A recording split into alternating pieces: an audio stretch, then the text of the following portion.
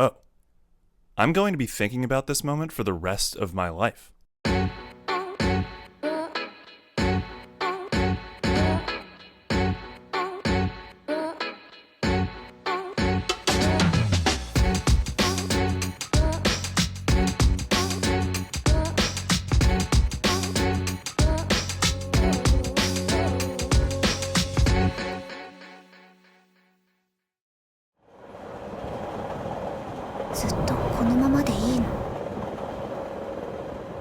It Invaded is no stranger to mind-bending settings. A town that is fragmented into random pieces, an enormous city constantly on fire, a tower surrounded by an impossible waterfall. These are the manifestations of serial killers' ids, their innate instinctual desires, as explored by a brilliant detective to solve who they are and, more interestingly, what makes them tick. Despite many fantastical landscapes that take full advantage of one's imagination and create interesting puzzles for our heroes to piece together, the one that has grabbed onto me and refused to let me go is that of a simple train. Unlike our previous descents into the Idwells, the term for these representations of the killer's psyche, the serial killer for this episode has already been caught. There is no rush to prevent another death. We already know who's responsible. There is no mystery to be solved. It is the denouement in the middle of episode 6, designed to explore the mind of the gravedigger. Nahoshi Inami is the woman behind the murders, but did not actually kill anyone herself, instead inducing her childhood crush to do so to fulfill her sadistic urges.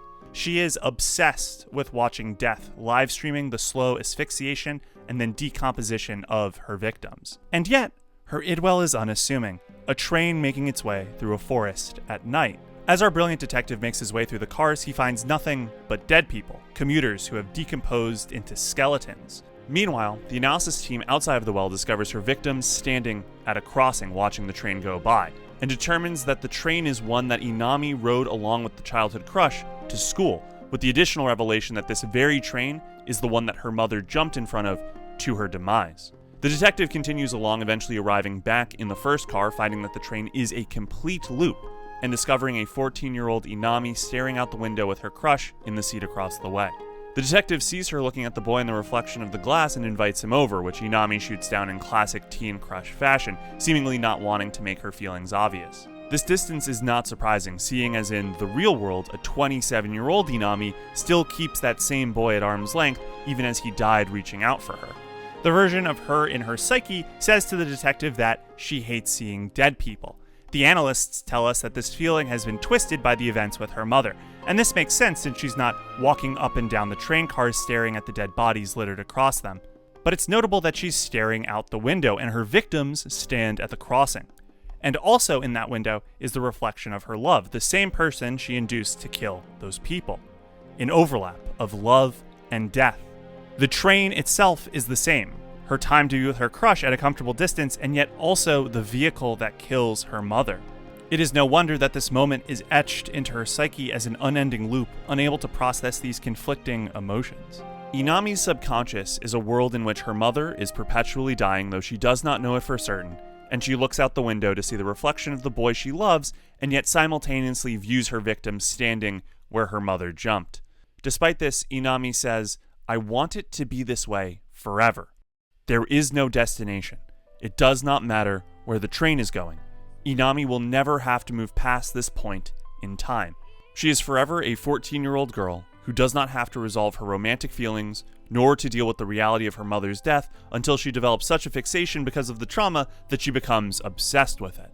The infinite train is simultaneously an eternal preservation of childhood innocence, and also the exact moment it is ripped away. It is tragic and yet somehow hauntingly beautiful. One of the observers says, "I want to go on looking at this world. Is that strange?" The insert song lyrics sing, "This world is so beautiful," over and over again. No one in here can stop this train. Inami is a prisoner of her own making, and yet I cannot help but feel a sense of great comfort in the visual of the train in an eternal ring. A light out in the darkness, going around and around forever, foregoing the destination and its cruelty, the hope of a world that cannot be. I have never gotten over that shot. I don't think I ever will. Goa, nudo ailamak. Descending into the earth, you make your way through the Forgotten Crossroads, then Green Path, then the Fungal Wastes. All the while, you have heard whispers of what awaits you at the heart of Hallownest. Guided by signs and a former foe, your determined steps pause as a large gate closes behind you. The first notes of a sorrowful tune begin to play. The sound of endless falling rain joins it, guiding your journey deeper and deeper into Hollow Knight's unforgettable City of Tears. Aesthetically, the City of Tears is my favorite location in Hollow Knight. Its music, the crown jewel of the entire soundtrack, is a eulogy dripping in melancholy for what was once the heart of a thriving empire. Piano and strings that mimic the tempo of raindrops hitting the ground, a spectral voice that once sang to the crowds that lived here now echoes forgotten. There's an energy that builds in the track as you explore the ever-growing cityscape, finding new passageways and bugs living here in the once great husk, and there's specks of hope in there too, but it never resolves into anything triumphant. You are not here to revert the decay. This song is the echo of something much greater, just out of reach, a past you cannot access.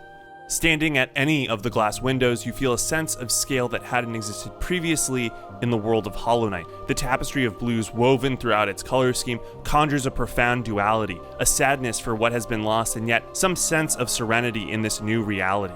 With the endless rain slowly reclaiming this cavern for nature, a process that has renamed the Forgotten City to reflect its present moment, the name City of Tears is simultaneously for the ceaseless precipitation from above and for the bygone past that the torrent seems to help mourn. Its Gothic architecture is imposing, a vestige of civilization that defies the subterranean landscape's organic contours. Towers and spires with arches that further accentuate their verticality, endless windows that look out into the rainy expanse. You can only explore the game world on two axes, but there is so much depth in the parallaxed background begging to be visited. And the details from the insignias in the background, the curtains and the columns, the signifiers of class between the two halves of the capital go down to the very place you put your feet, the rocks and stonework inside their buildings. There is so much uppercase L lore here that one can almost forget about all the small touches that go to make that lore and this place feel believable. In that regard, the City of Tears reminds me of another city entirely, the city of Zaira.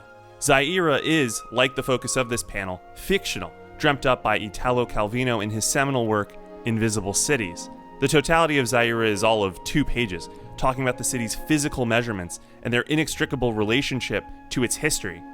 A description of Zaira as it is today should contain all of Zaira's past, Calvino wrote. The city, however, does not tell its past, but contains it like the lines of a hand, written in the corners of the streets, the grating of the windows, the banister of the steps, the antenna of the lightning rods, the poles of the flags, every segment marked in turn with scratches, indentations, scrolls. As is probably apparent, I do not particularly care for the City of Tears as a level. It is as excellent as every other such space in Hollow Knight for the purposes of gameplay. What separates it from the Queen's Gardens, the Kingdom's Edge, is how it manifests Hallownest's past and present. That this is a space that was lived in, that grew and grew until destruction brought it to its end, and even then, even as its true name is forgotten, it still in some ways lives on. The streets, the spires, the small details in each quarter resonate with that beautiful echo of this place's history. The sound of rain upon glass is the melody of these memories, still standing at the heart of this world.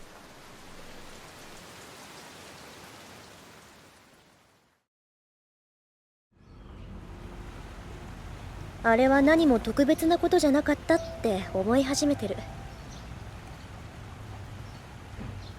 The final shot of Ufotable's Fate's Day Night Unlimited Bladeworks before the credits roll is 41 seconds long. There is no dialogue, there is only the echoes of a final track and then the opening moments of the credit music. The shot, as you can see, is of a sunset over a cityscape. It has very little intrinsic meaning. It's a pretty shot, but I think you'd agree that you've seen more technically impressive and better compositions in other anime. Hell, maybe even in Fate.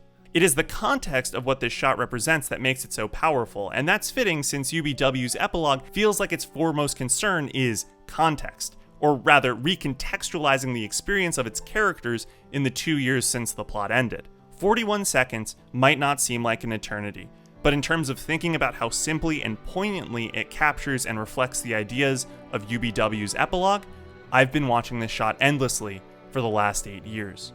24 months after fighting for their lives in a magical battle royale back in Japan, our protagonists Rin and Shiro are living together and studying magic in London. It is far from the life or death stakes of the Holy Grail War, where they were fighting alongside and against heroes of the past. But Shiro in particular is still hung up on this idea of becoming a hero of justice, even as he saw the endpoint for that ideal during the conflict, an ending that results in regret. On a day trip to Glastonbury, the two have a conversation about how their worlds have changed, and most importantly, how they have contextualized their experiences in the intervening time. Shiro has come to the conclusion that he is insignificant. His experience in fighting alongside King Arthur has convinced him that his arrogance that he could do anything was just that. The Holy Grail War was a big deal to him, a major event in his life, but it's not everything. It was only a part of his journey, just one big step on a long road. Rin has come to something of the opposite conclusion. The Holy Grail War was nothing special, because it is a microcosm of how all of humanity operates. It is, funnily enough though, the embodiment of her idea that they stand on the shoulders of those who came before, literally the heroic spirits of the past in the case of the Holy Grail War, but also in their day-to-day life. The world that they have now was built by the past, and those who have gone before us, like King Arthur, look to those still alive and ask what they will do to support those around us, and what we will contribute to the next generation. The other conversation that has bearing on the final shot is actually the one that leads directly into it. In this scene, Shiro reaffirms his desire to be a hero of justice, and Rin says that even if he's on the same path, going in the same direction, that doesn't determine how far he can go. He can get beyond the version of him filled with regret that he saw in the conflict. In a way, this is the reaffirmation of Rin's idea from earlier. Now she'll be supporting him in helping him become happy. And then we are given 41 seconds. 41 seconds as the city goes from day to dusk to night. It's a long moment for the audience to take a breath and say goodbye. It's a space within the narrative itself for reflection, to take in the totality of Unlimited Blade Works. It's a chance to recontextualize the Holy Grail War, Shiro and Rin's journey, in the knowledge of what came after and what they hope will come next. It is an acknowledgement of Shiro's statement that he is insignificant, that one person alone cannot change the world. But it is also the embodiment of Rin's idea that we are all connected, that the millions of people present in this city who, as the sun sets, are eating their dinner, will wake up tomorrow to live their own lives, counting on the support of countless people both alive and since forgotten in small and big ways both. One person alone might not be able to change a city or the world, but with the support of others present and past, maybe they can. It does not matter if Shiro alone can realize his ideal to become a hero of justice. By having people to rely on, he can get one step closer, and then the future generations might be able to get there. The track that plays over the final moments of Shiro and Rin and joins us into the cityscape is called Will by Hideyuki Fukasawa. It is a beautiful melody that seems to say that though the future is uncertain, that there will be difficulties along the way, the bond between these two shall not change. It is a wish, a pledge, that no matter what comes, they will make it to the place they belong, as Rin says, a happily ever after. The sun sets on this day because this is the end of the story, but they will wake up tomorrow and continue to live, and we can say goodbye with the knowledge that they'll make it. It is 41 seconds of no dialogue, and yet it manages to say so much that it is a wonder that it leaves any time for contemplation. But fundamentally, it's just a sunset over a city. There's nothing inherently special about it. It is only meaningful because of what we ascribe to it. All these takeaways from Unlimited Blade Works that could in fact miss the forest for the trees.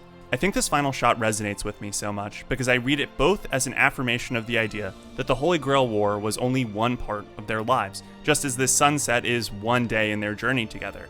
But I also read it as just a sunset, no more, no less. The end of the story simply because this is the best place to end it. The cityscape can reflect Shiro and Rin's philosophies, the idea that it is a realized present built off of their past experiences and support from those long gone as they make their way into the future together.